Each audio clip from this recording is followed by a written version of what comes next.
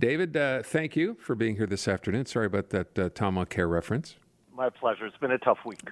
So let me start with, first of all, this Valérie Plante-François Legault battle. Him calling her out, saying she doesn't care about French in Montreal. Of course, he says she started it because she said, taking away the tuition hikes that you're putting in here will hurt Montreal. And then today she was asked about his reaction and said, I don't get it. I'm a bit surprised. What's happening here?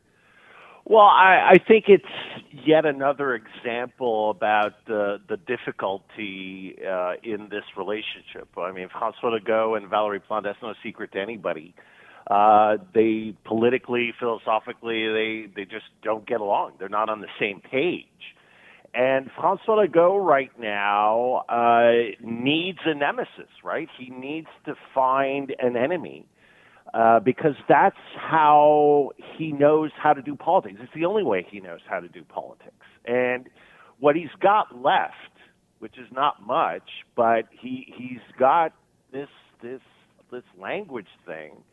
And after last Friday, remember we spoke about this report from this committee that advises the higher education minister, saying, these tuition hikes make no sense. No matter how you look at it, if you look at it from a university financing perspective, it makes absolutely no sense. And there's nothing there either that links out of Quebec students speaking English to a perceived decline of French in Montreal. So Valérie Plante, even though she has a very francophone and I would say Quebec solidaire-ish, PQ-ish base in Montreal. That's Projet Montréal, but that's not all of Projet Montréal. It's most of it. Well, then she's also looking at the numbers from the perspective that she's going to be in re-election mode before François Legault.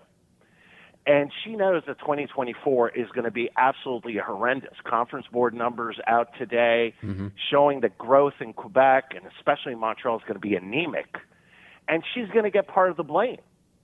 And so she knows that politically she has to show that she's on her game as well. This is why she made all these announcements over the past few weeks, right? The $1.8 billion over 10 years to revitalize, the $36.7 million for small and medium-sized businesses, the nightlife district announcement.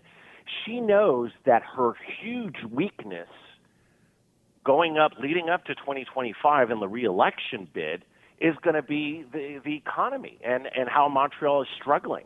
So she has no choice here by saying and by pointing to François Legault and saying, hey, buddy, you're hurting Montreal. And it's not just her. Let's remember, absolutely all the economic sector is unanimous in saying this is ridiculous. Even the private universities, as you know, are all saying unanimously across Quebec saying this is ridiculous. So François Legault is a bit, he's trying to find a nemesis here, trying to hit on Valérie Plante, but it doesn't make any sense. But again, what can I say? They're polar opposites on everything else, so this can't be surprising. So the other story that's getting a lot of traction is this whole $200 announcement by the CAQ, rather, that they're going to give that couple who lost their daughter in a drunken driving crash their $200 back. I mean, frankly, quite embarrassing that they actually decided to announce this today. But beyond that, if you do the math, David, I think we're up to 7 ministers now that have sort of been implicated in this. How big an embarrassment is this for the CAQ?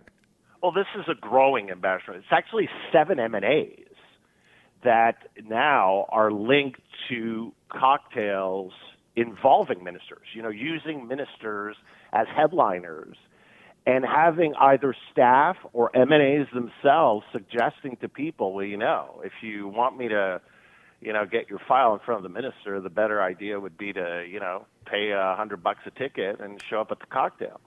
And so when you're up to 7 M&As, and this is what's very interesting about the story, is that now this cannot be called an isolated incident. This is definitely something that comes from upstairs. And if I were the opposition, if I were the Liberals or Quebec Solidaire, the Parti Québécois, I would take a page out of the CAQ opposition book. Remember, there was an M&A from the CAQ and the opposition that every day, for months on end, would rise and ask for a public inquiry of the Charest Liberals, and finally got the Charbonneau Commission. And I'm right now, you have to understand that the way financing works, M&As aren't fundraisers. They're told, they're trained by the organization. And what's interesting is that I hope at one point that we will get to hear from the executive director of the CAQ, Brigitte Legault, who is one of the architects of building the organization of the CAQ. What's interesting about Brigitte Legault, Aaron, is that she was in charge of fundraising at the Liberal Party of Canada. You know when? The 3 years before the sponsorship scandal inquiry. Uh-oh. And so Brigitte Legault, and I have to be very clear here, she was never directly involved. But at the same time, when you start seeing all these different M&As and ministers, this is a coordinated way of working, obviously now. And so you have to ask questions of the organization of the CAQ, because this is not like M&As just thinking about this and talking in small groups and saying, oh, let's just say to people, well, if you want to meet ministers, you have to go to the cocktail. Yeah. This comes, and I know because I've been part of these meetings where you have the organization of the party telling you, as an M&A, as a minister, you have to fundraise. And nobody loves that. Everybody absolutely hates having to ask people for money.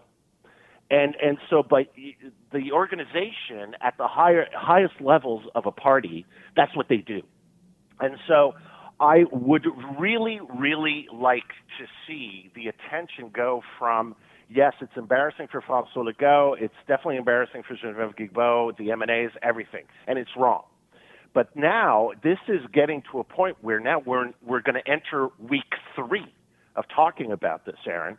And so at some point, I think the opposition parties have to talk about, hold on a second, we need a real investigation, because if this is a coordinated effort by a political party to do something that is fundamentally illegal and morally wrong, because charging for access is wrong in our system, then you definitely need to hear from the leaders, the people that actually run the CAQ, and how has this been allowed to happen? Can I ask you a question? What you just said now, charging for access is wrong. Is it illegal? And illegal. Is it illegal to charge for access? Yes. You cannot say you have to pay my political party to actually meet a minister. Petitioning your elected officials is a right. That's why there's a law on lobbying.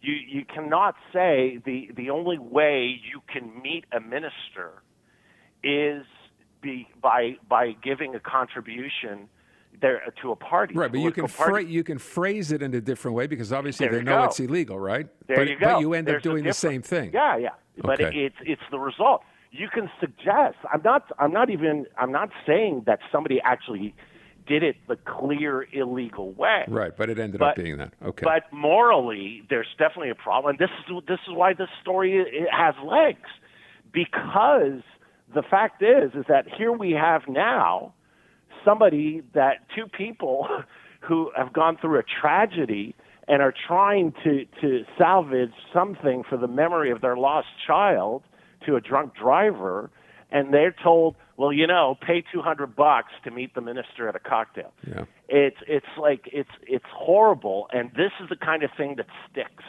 It's not $10 billion for a program that didn't work. It's right. the $200 that really stick. And now this is going to be week 3, and this is staining both François Legault and superstars like Geneviève Guilbeault, who completely lost it against Pascal Bérubé today. Let me ask you one last thing, and then we'll get out of here. With respect to this story, but a different element in it, the couple involved here wanted the government, they tried to petition the minister, if you will, to consider taking that blood alcohol limit from 0.08 to 0.5, and we are the last jurisdiction in the country yet to do that.